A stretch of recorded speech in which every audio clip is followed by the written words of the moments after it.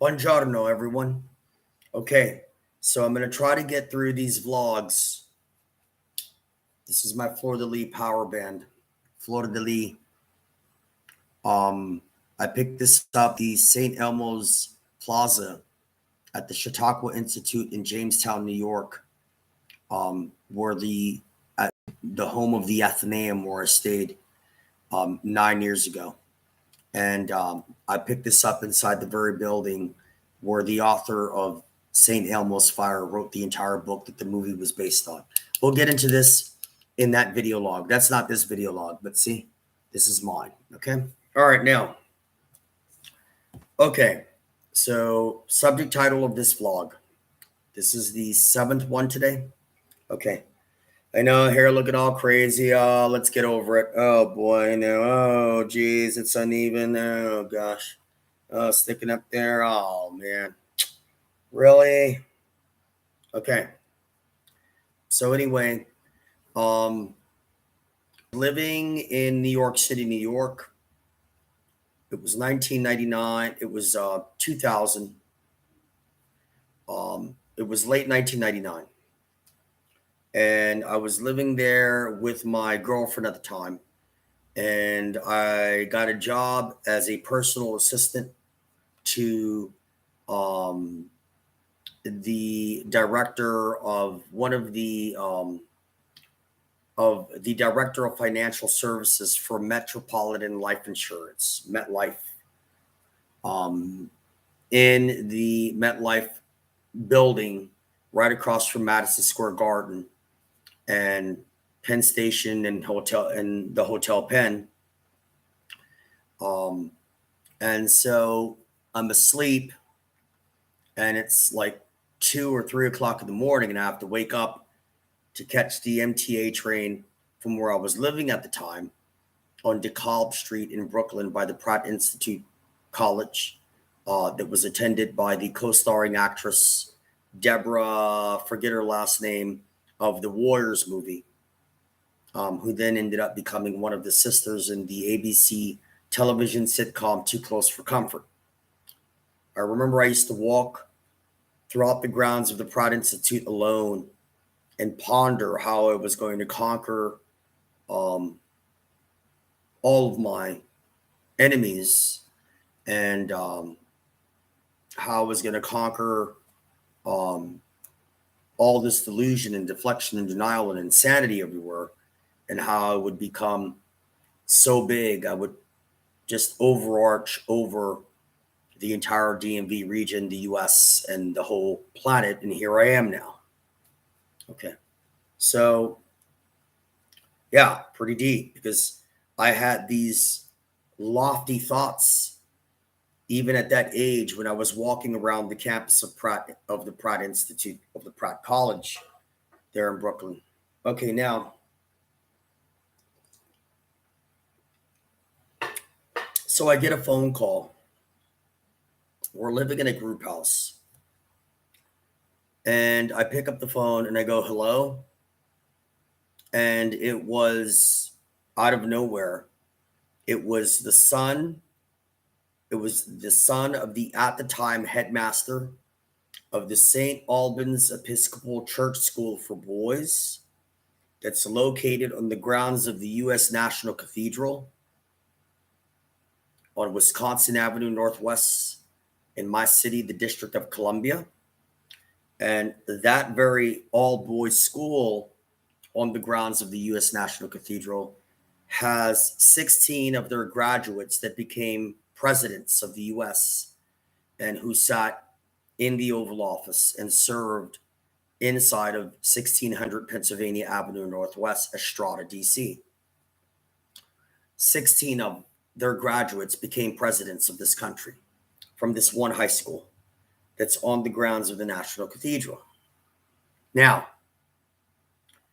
in 1996, no, I think it was, yeah, in 1996, was it 96? I think it was somewhere between, I think it was 1997. circa 1996, 1997, I would catch the bus from my studio apartment in the Columbia Heights area of Northwest Estrada, DC, right next to Mount Pleasant, right off of 16th Street Northwest. And long story short, I would catch the bus from there just to spend time on the grounds of the National Cathedral because I loved it. I felt the magic, the power. There was a connection for me there. It's one of my OCOSS, organic, cosmic, occultic, symmetrical, synchronous vortexes of my upper northwest quadrant of the District of Columbia. That's one of them. That's another, those are several other video logs, aka vlogs. And I was there and I saw a group of what appeared to be kids, oversized teenagers, and I thought they were picking on the landscaping, on the landscaper or gardener inside Bishop's Garden of the National Cathedral. So me being who I was then and being a lot more naive and not as clear and on top of everything as I am now, I went down there to defend this gardener because I thought that they were picking on him for BS self-hating reasons of, trauma, of perhaps having an inferiority complex of self. So I raced down like a crusading knight in defense of this man. And this man just looked at me and walked away and left me alone with the 4 or 5 of them. And those 4 to 5 and I looked at each other and just started laughing. And I was like, I thought you guys were picking on this dude. And one of them goes, he just left you, didn't he? And I was like, yeah, whatever. And they were like, we weren't even picking on him, man. We were just talking to him. We always talk to him. We're friends with him. I thought you were, I don't know, just for some reason, I thought you were picking on him. And we clicked. So the group of kids that I thought were picking on him was the son of the headmaster of St. Albans and his senior classmates. As a result of that, I ended up becoming friends with them and hanging out at the actual residency of the headmaster, which is, it's a light blue house right in that side street next to the National Cathedral. So if you're the headmaster, that's your assigned house. And I became friends with the keeper of the grounds, I believe, and he was tied to the elementary school, I think, Beauvoir. And I went inside of, I thoroughly went into the back offices of those grounds. So that was 96, 97. Now let's fast forward. I'm in Brooklyn. I'm asleep because I have to get up and catch the train from Brooklyn to Manhattan to go to my job because I'm an assistant for the head of financial services at MetLife in the MetLife building facing Madison Square Garden. Okay. So it's like I'm in my room with my girlfriend and we're asleep and the lights are out and I hear a phone call and it says, "Hey, what's up, man?" And I was pissed because I had to wake up at 6 to catch the train at 7 to be at the office at 8. So I was like, who the hell is calling me when they know I have to go to work? Why the hell are you calling me at 3 o'clock in the morning drunk on the phone? So I'm like, who the hell is this? And he says, man, I don't know if I should mention their names, and I'm not going to. And he goes, it's me, man. I'm like, okay, I'll mention their first names, but I won't mention their last names. Who the hell are you? It's Kevin, man. Kevin. Right. He says, I'm here with all of them. We're all here, man. Guess where I'm at? I said, where are you calling me from 3 o'clock in the morning, man? You sound drunk. We just left. We're feeling good. I said, where are you calling me from? We're at a payphone facing the Roman Colissuem in Rome, man. I'm here with Chris. I'm here with Chris. I'm here with Darren, and I'm here with Walker, man. And we called you because you're the real deal, man. All right, boys, hit it. I said, but wait.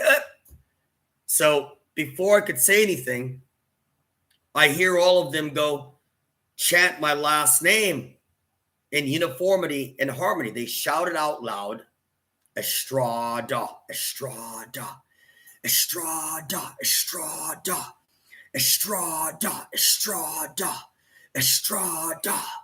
And they did it with force and conviction. And I was like, look, man, click. All I heard was a frickin' dial tone. I got a call from the son of the headmaster of the high school who's had 16 of their students become presidents of this country. Called me from a payphone across the street from my Roman Ancestral Colissuem to tell me that I'm the real deal at 3 o'clock in the frickin' morning when I hadn't heard from him in at least 2+ years. How he got my number, how he knew I was there, I don't remember. But he found me. And he called me. And they were all there together. It was the same pack that I approached inside the Bishop's Garden in 96 to 97 because I thought they were picking on the gardener. Same four. Wait. Darren, Walker, Chris, Kevin. Same 4 kids. Same 4. But older now. A couple years older. So that was the call I got from my ancestral Roman Colosseum, from the son of the headmaster of the high school that graduated 16 presidents of this country. Jorge Estrada, D.C., District of Columbia, DuPont Circle, Mutatio Formulae. That's the end of this vlog. All right. And the son of that headmaster, Kevin, he gave me his own assigned nickname. And I said, what's that? He said, you are eternal man. I said, what? I said, you are eternal man. I said, like eternity? He said, yes. You are eternal man. We'll end on that note. Remember, they specifically called me from the telephone booth facing my Roman Colosseum to tell me I was the real deal. And then he said to his pack, hit it, boys. And they all shouted out loud, Estrada, Estrada, Estrada, Estrada. And then when I went back to say something to Kevin, all I heard was a dial tone. That's the end of this vlog. Next.